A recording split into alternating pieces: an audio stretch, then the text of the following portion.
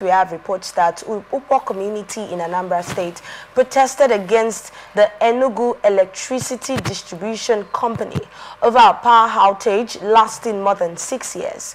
The protesters demanded the return of transformers taken by the EEDC for refurbishment, now reinstatement of their connection to the 33 kVA industrial line, and the provision of prepaid meters. The community accused the EEDC of deliberately blacklisting them, leading to the shutdown of small businesses, including a sachet water factory that employed 25 people. The EEDC's business district manager has promised to escalate their concerns to management, but declined further comments. Now, this can be really frustrating when there's a blackout in the community, especially when we have businesses in that community. It will affect businesses, affect livelihoods, and affect a lot of things. But I'd like to get your thoughts on this story, Kechuku. When you see stories like this, it borders on, there is a question of justice here also. Because, are you for real 6 years without electricity? Economies have been lost. True. Now, the people talk about their transformer taking. Why would it take 6 years to refurbish a transformer? 6 long years. Within that 6 years, there have been no electricity. Then the side of justice is that from their comment, no light for 6 years, but they will have been paying electricity bill. To what intent were the bills collected? A person was not rendered a service or a product bought, and you keep taxing the person, making them to pay, and just now they say, oh, we won't pay again. I mean, that does not sell anywhere.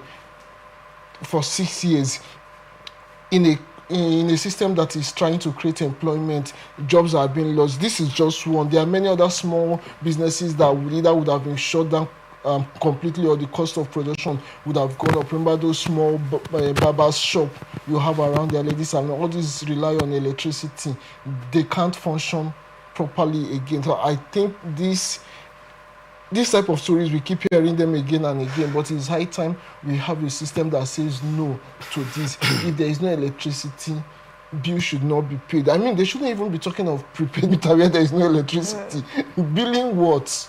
But it's an unjust system we have, and it is this unjust system that keeps fueling all manner of agitation and anger among the people, and at times even make the people question why they should be patriotic to a system that treats them unfairly. I can't imagine paying electricity bill for 6 years and there is no electricity. You had a transformer, your transformer was taking 5 transformers from the news, and for crying out loud, even if they are reinventing transformer, 6 years is enough to reinvent a transformer. But here, you're not even buying anyone. It's to refurbish an old one. Why would it take so long? It really doesn't sit well with anybody. Talking about this not being the first time we're hearing cases like this, it could be really frustrating, like I said earlier. Remember, we have been having various times where we've had increase in fuel price. So looking at communities like this, you wonder how they were able to cope. But let's get your thoughts, Doctor. Yeah, I think it's a failure of the institution, and it's also failure on the side of the government, because they are aware of the situation. So the state government and all of those concerned in terms of providing electricity to people in the community. Yes, it is clear that EEDC, they are very much responsible, and for a community to have suffered this long shows that the management has failed in providing these utilities, essentials for the people. And just like my friend said, the economic system and the economy in particular has been crippled, and people will be left to source for other means of generating electricity for themselves. And it is high time for those concerns to properly come into finding out what led to this. Not just that the transformer is bad, because it doesn't take much time to replace a faulty transformer. So it is a system failure, system collapse. So I think that the state government should call all of those concerned, those stakeholders in EEDC, to see how they can restore power, electricity to this community, because they've suffered so long in a modern society like ours. So it is not really good for people looking at the economic trend and inflicting more suffering and hardship on them. All right. So it's not really fair. But you would agree that when we look at cases like this, it looks like the people do not have any say, or probably they don't have any power. But when we look at our constitution, we realize that the people have a lot of power. So why will something like this be going on? Is it a case of Nigerians not knowing who to meet or where to, channel their issues to? What exactly do you think is the problem? Do the people really know exactly how to handle issues like this? Or do the people even know how much power the Constitution has placed in their hands? Okay, it's one thing to theoretically have a power, it's another thing to practically have the wherewithal to exercise such power. Like Dr. Nwogo has mentioned, institutional failure. There are institutions in place that ordinarily don't even need the citizens to rise up to demand for electricity before it's given to them. In civilized climate, this thing should just come naturally. True. If there is a faulty transformer or any of the supply system, the company responsible, the agency, the government fix it without even people. We know in climate where these things are fixed even with an apology. The people apologize for the inconvenience they have suffered. It's not even out of place. I mean, they're paying for it. Somebody talked about how since she relocated to Canada, the only time there was power outage was for 9 minutes. Yet before that power outage, they sent them a mail apologizing ahead of time that there will be a power outage, so time to fix so thing. The people are aware. This is where they see it as partnership.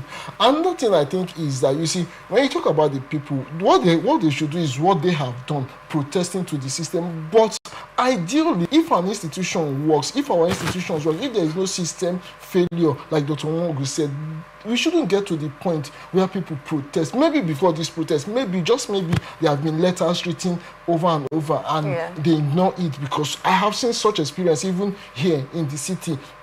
People write letters, and this brings me to the thought I've always had concerning services in Nigeria. Until we get to that system where we demonopolizes every service. See, what we have now in electricity is still a very much of monopoly. A system where if I live in a particular area, I must patronize a particular company. Does not work well. So that company can decide to serve me or not to serve me, especially in a system where they can be billing me, like the case of this Ukpor Community. For 6 years, they have not had electricity, but they have been paying bill, which means the company has not lost anything in terms of revenue or has not lost much. But if they lose revenue, I don't have electricity or any other service for 2 days. That 2 days or 1 day, I don't pay for it. The company looks at it, book, and knows that, we should have gotten so amount of money, but we didn't get it because of this thing. The next day, they will come and fix it so I can pay them. So until we have a system where you and I probably live in the same compound, but I have a different company supplying me electricity services, and you have a different company, and I am free to switch. Yes. We may not see an end. People have always made reference to the telecommunication industry where... Absolutely. Yes, where example, we can be sitting here and I'm using a different service provider, you are using a different one. So if I notice you always have network... and I don't, I will switch. And because my service provider knows that I can easily switch, even though we still don't have the best of services, but at least you don't have a situation where you say, they have stayed for 6 years without... So that's a suggestion that a lot of Nigerians have made. Yeah. Do you see that being viable with the electricity sector in Nigeria? Of course, it is going to be a workable system, because if the monopoly is dislodged and other investors are involved into providing or distributing electricity to people, then there will be that competitiveness where each of these companies want to be efficient and effective in supplying electricity to its customers. But since it's a monopolized system, so all of this can happen. And to me, I think I see it to be a defranchising of the people, because you cannot be taking or collecting tariff and all of that, and the services are not provided. It's a corruption on its own. And it's a system that is being encouraged, I think, only in Nigeria, because I've not, over time, I've gone through certain different countries with the electricity productions. I did a research on one of them, and I've been able to see that, yes, there's nowhere people are paying for what they are not consuming. It's only in this country that we find that the system allows that. And the government themselves are deaf or keeping deaf ears to such situations. It's not normal in a sane society that people do not have electricity, and then you are charging them, collecting money from them. One would wonder what they told these people that made them to keep paying for 6 years. No, the reason is because it's a monopolized system, and they feel that if they do not pay, they could even go to take off the main lines from these communities. And that's the fear. So people want to compromise, to keep paying, with the hope and intention that they will rescue them, they will help them as quickly as possible. But somebody, I think, or a group of persons have been eating and dining on this money. So like over time, it may not be reflecting in the organizational financial revenues and all that. But some certain group of people, that's why I'm concerned that there should be an investigation on this issue. Government, if the government is transparent, they should be able to call to order the management of this organization and see how they can uncover whatever hidden things that are happening, those corrupt activities, and those personnel should be sanctioned. Because it's really very, very, very sad that for 6 years people experience blackout and they are paying out of pain without enjoying whatever services they're supposed to enjoy.